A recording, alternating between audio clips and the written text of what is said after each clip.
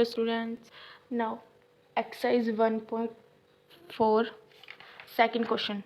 Write down the decimal expansion of those rational number in question first above which have terminating decimal expansion. उसने बोला कि question first में जिनके terminating decimal expansion था उसे हमें प्रॉपर डिवाइड करके बताओ, मतलब कितना उसका आंसर आएगा डेसिमल पॉइंट्स में। तो हमने ये कर लिया था, एक बार आज दोबारा रिवीजन कर लेंगे कि टर्मिनेटिंग कौन से थे और नॉन टर्मिनेटिंग कौन से। टर्मिनेटिंग वो थे जिनके डिनोमिनेटर में हमारे पास 2 की पावर n हो या फिर 5 की पावर n हो या फिर दोनों 2 की पावर n 5 की पावर n। और नॉन टर्मिनेटिंग कौन से थे, जिनके डिनोमिनेटर में क्या होगा हमारे पास 7 की पावर n, वो होंगे नॉन टर्मिनेटिंग। देखो फर्स्ट क्वेश्चन 13 डिवाइड बाय 3 125, ये था 13 और ये हमारे पास क्या बन जाएगा 5 की क्यूब। ये था हमारे पास 5 की 5 पावर, क्यूब नहीं 5 की 5। अब किसी के भी डिनोमिनेटर में 5 की कोई पावर हो तो उसे क्या बोलते हैं टर्मिनेटिंग।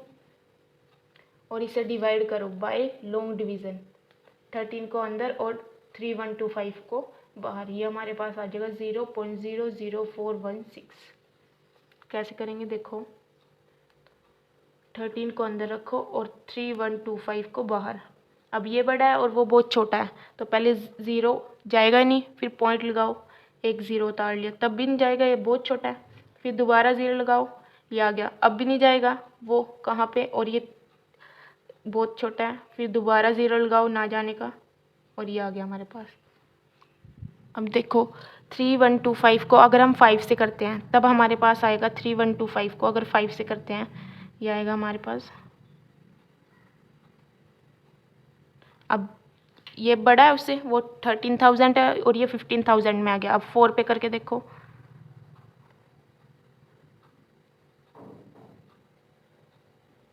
ये है 12,000, ये तो आ जाएगा इसके नीचे 12,500। ज़ीरो यहाँ 10 बन गया और यहाँ पे 2 कैरी ले लिया 5 और ये ज़ीरो। अब 500 देखो, अब ज़ीरो उतार सकते हैं एक और। अब ये 4 पे गया था 1 पे, 5 2 है,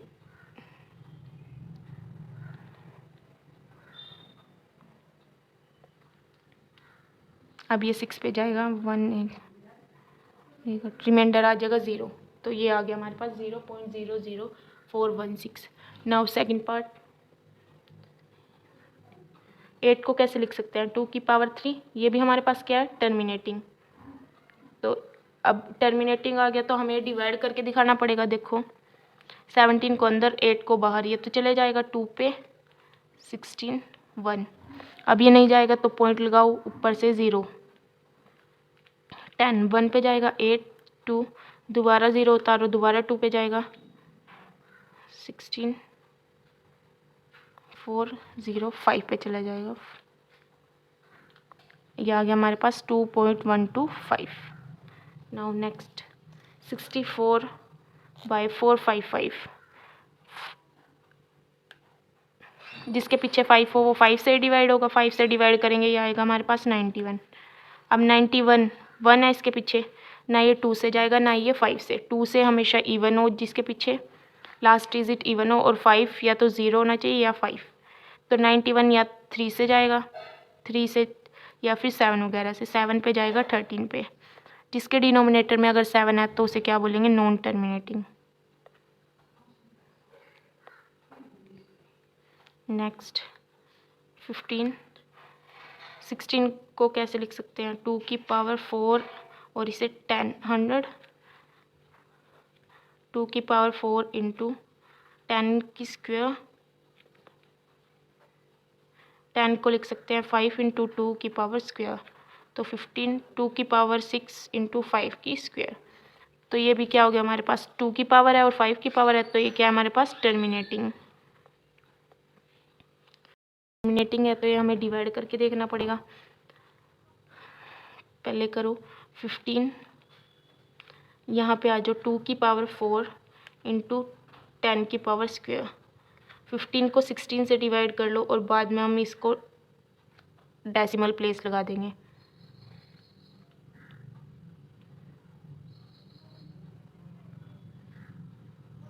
अब 15 16 से छोटा है तो ये नहीं जाएगा, 0 पॉइंट लगाओ, 0 उतारो। अब 150 देखो 9 पे जाएगा ये, 156 दोबारा 60, 0 उतार लो, अब ये 3 पे जाएगा,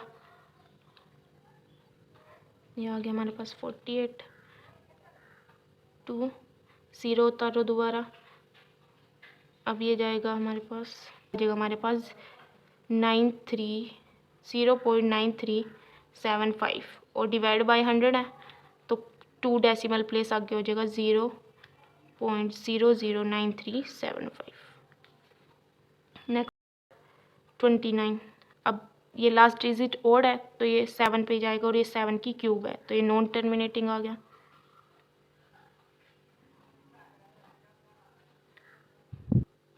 अब इसमें तो डिनोमिनेटर में ही हमारे पास 2 और 5 है तो ये टर्मिनेटिंग है, इसे लिख लो 23, 2 इंटू 2 की पावर 2 इंटू 5 की 2, 23 2, हमने 3 पावर को 1 और 2 अलग अलग कर लिया, 2 की पावर 1 अलग रखो, 2 इंटू 5 की होल स्क्वायर कर लो क्योंकि दोनों स्क्वायर थे, डिवाइड बाय 2 इंटू 10 की स्क्वायर, 23 को डिवाइड करो 2 से, 1 पे 3, दोबारा 1 पे 10.5, यह आ गया हमारे पास 11.5 डिवाइड बाय 10 स्क्वायर मतलब 100। अब 2 0 है तो 0.20 आगे 2 डिजिट आगे शिफ्ट हो जाएगा मतलब ऐसे। नेक्स्ट पार्ट, इसमें हमारे पास 7 है, ये सॉरी 7 आगे डिनोमिनेटर में तो ये क्या है हमारे पास नॉन टर्मिनेटिंग। नेक्स्ट देखो 6/15 8 पार्ट, 15 को कैसे लिख सकते हैं 3 इंटू 5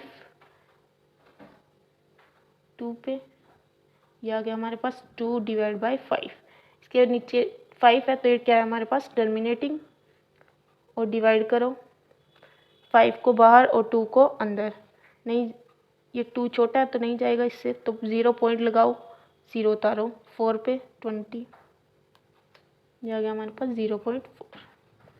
9 पार्ट 35/50, 35 5 को कैसे लिख सकते हैं 5 इंटू 10, 35 ये 7 पे कट तो 7/10, यह आ जाएगा हमारे पास 0.7 और ये 5 था नीचे पावर में तो ये क्या था हमारे पास terminating.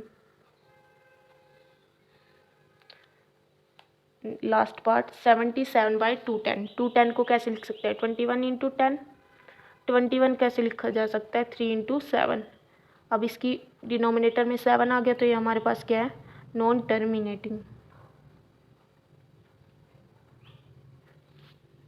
Now second part completed, third part start. Question. The following real number have decimal expansion as given below.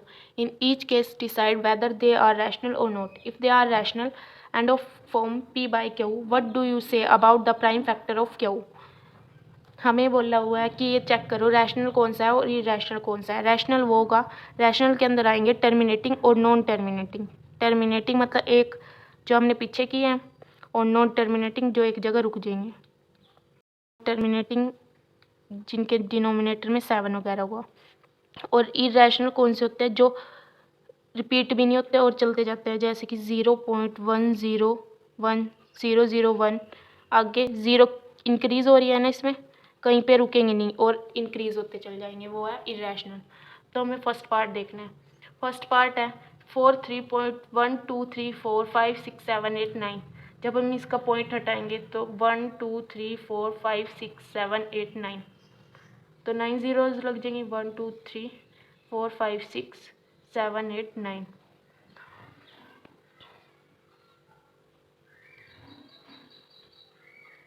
तो 9 ज़ीरो है, हम इसे कैसे लिख सकते हैं 10 की पावर 9, 10 को कैसे लिख सकते हैं हम 5 इंटू 2 की power 9,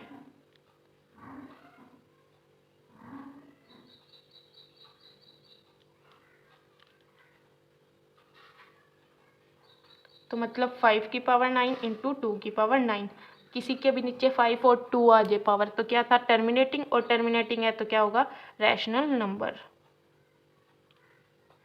now next part second part 0.120 120 0 120 0 0 आगे फर्दर 0 इंक्रीज हो रही है, तो ये क्या है, इरेशनल, क्योंकि यहाँ पे कहीं पे स्टॉप नहीं हो रहा और फर्दर इंक्रीज होती चली जा रही है, तो ये है इरेशनल। नेक्स्ट पार्ट ये भी सेम है और इसमें बार आ गया, बस बार आ गया मतलब यही चीज़ बार बार रिपीट होगी। पर फोर्थ और ये रैशनल कैसे होगा, क्योंकि ये रिपीट होना शुरू हो गया। नॉन टर्मिनेटिंग में क्या था, रिपीटेड, नॉन टर्मिनेटिंग रिपीटेड, ये क्या है, non terminating repeated. Non terminating और टर्मिनेटिंग दोनों किसके अंदर आएंगे, रैशनल के अंदर। और ये बार का मतलब क्या होता है, रिपीटेड, रिपीट होता चल जाएगा ऐसे ही।